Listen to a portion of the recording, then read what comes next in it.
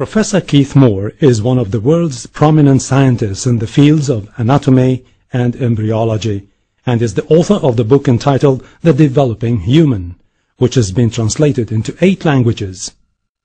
The book is considered a scientific reference work and was chosen by the Special Committee in the United States as the best book authorized by one person.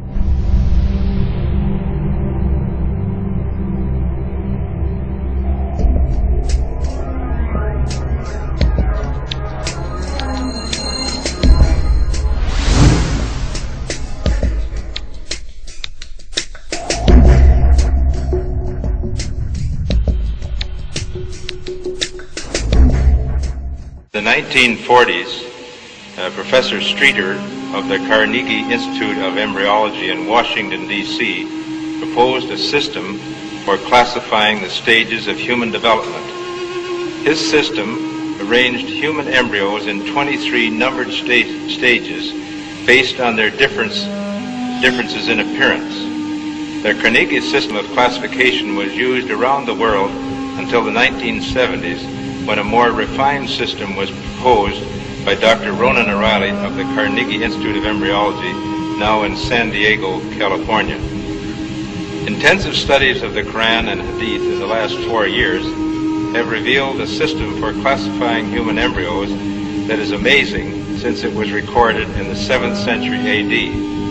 Although Aristotle, the founder of the science of embryology, realized that chick embryos developed in stages from his studies of hen's eggs in the 4th century BC, he did not give any details about these stages. As far as it is known from the history of embryology, little was known about the staging and classification of human embryos until the 20th century.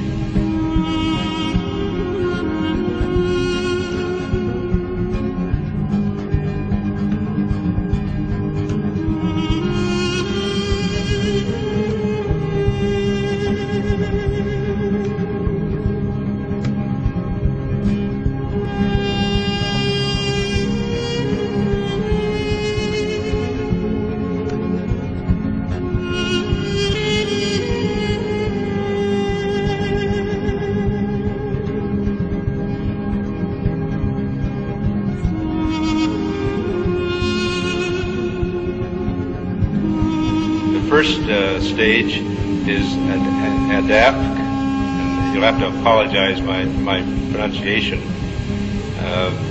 This is from Surah pt.6. He is created from a drop emitted. This Arabic term refers to the forceful emission of fluids which occurs during ejaculation in the male and ovulation in the female.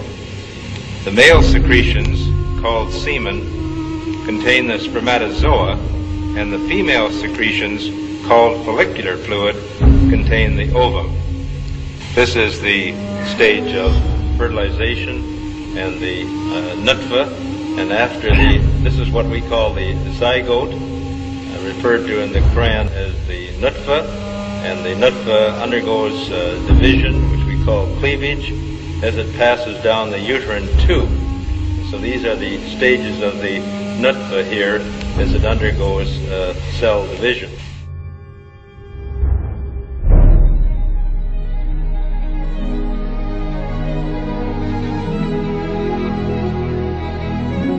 Another important aspect of the information mentioned in the verses of the Quran is the developmental stages of a human in the mother's womb.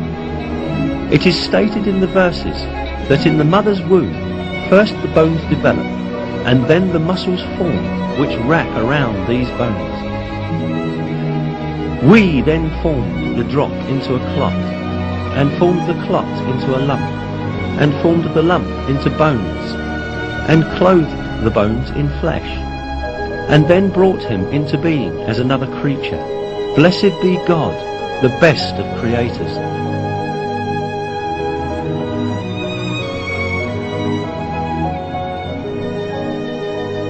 Embryology is a branch of science that studies the development of embryos in the mother's womb. Until very recently, embryologists assumed that the bones and muscles in an embryo developed at the same time. For this reason, for a long time, some people claimed that these verses were in conflict with science.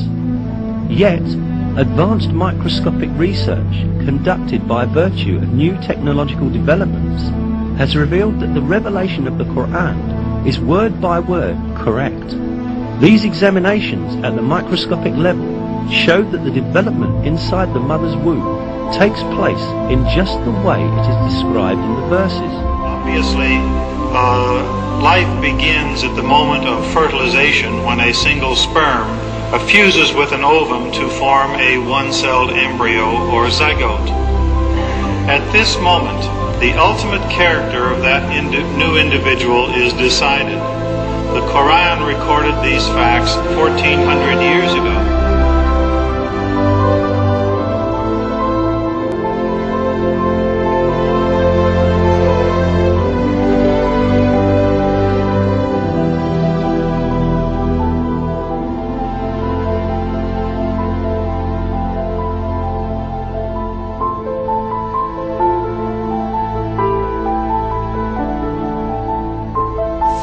Little was known about the staging and classification of human embryos until the 20th century.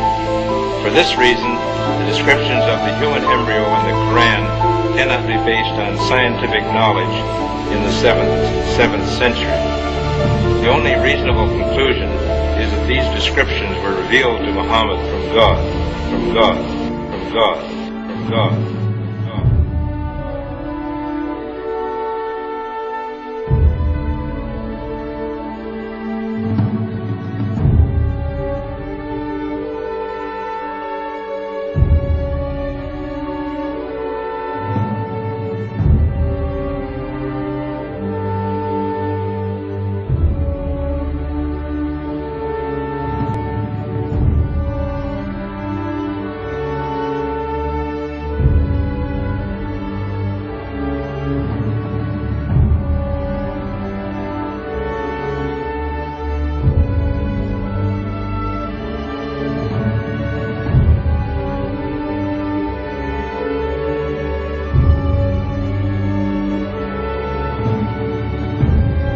Then we made the sperm drop into a clinging clot, and we made the clot into a lump of flesh, and we made from the lump bones, and we covered the bones with flesh.